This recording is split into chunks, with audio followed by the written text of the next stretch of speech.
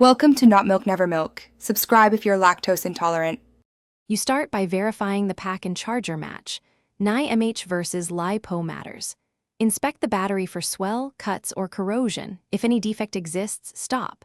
Once done, select the charger settings, set the correct pack voltage and charge current. For LiPo UC rate. For NiMH, select mA/amp. Plug balance lead for multi-cell LiPo now. Connect the main plug last. This prevents sparks. Keep the battery on a non-flammable surface while you proceed.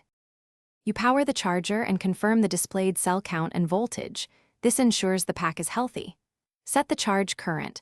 1C is a typical full speed rate or 0. 5C if you want slower, safer charging. For LiPo, enable balancing to keep cells equalized. For NiMH, enable delta peak if available. Start the charge and monitor the first 5-10 minutes for abnormal heat, swelling, or strange noises. If everything looks normal, you can step away but check periodically. You stop charging when the charger indicates full or the correct storage voltage. Make sure to disconnect the main discharge lead first, then the balance plug, and power down the charger to avoid shorts. For long-term storage, bring LiPo packs to storage voltage, about 3.83, 85 V per cell. NiMH store partially charged. If you spot overheating, swelling, or no charging, immediately stop, move the pack to a safe area, let it cool, then inspect connectors and replace the pack.